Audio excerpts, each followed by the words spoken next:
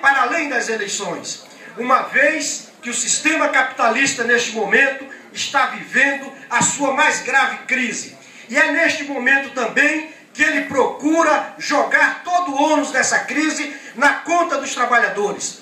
E os trabalhadores, em todas as regiões do planeta, estão reagindo a essa política de ajuste predatório, essa política de massacre contra os salários, as aposentadorias e os direitos e garantias.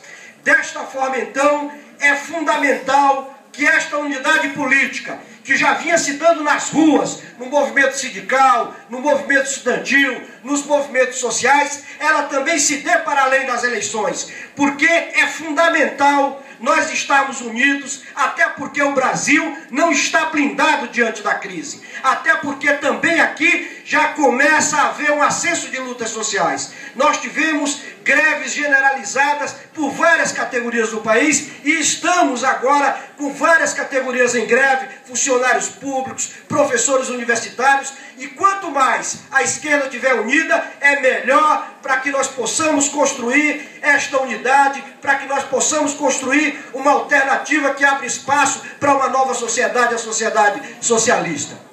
Camaradas, nós estamos aqui em São Paulo numa luta profundamente desigual.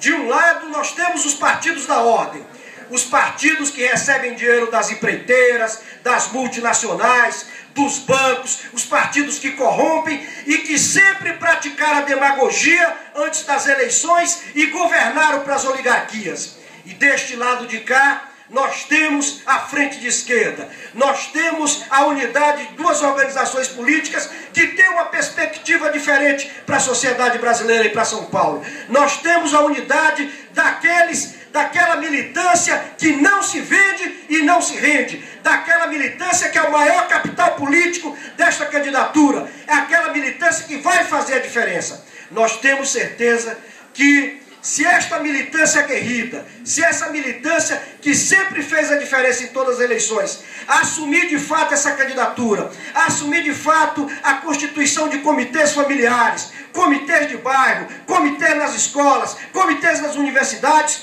nós vamos virar esse jogo, porque ele está apenas começando. E esta nossa militância tem esse desafio, essa nossa militância que já provou em várias oportunidades que é capaz de lutar, e que é capaz de lutar porque tem a convicção de que a mudança é possível. Esta militância tem também a capacidade de virar esse jogo que agora nós estamos iniciando em São Paulo. Portanto, camarada, fica aqui a nossa solidariedade e a nossa disposição militante de tentar virar esse jogo na cidade de São Paulo e construir essa alternativa e levar à vitória o camarada Genássio. Muito obrigado.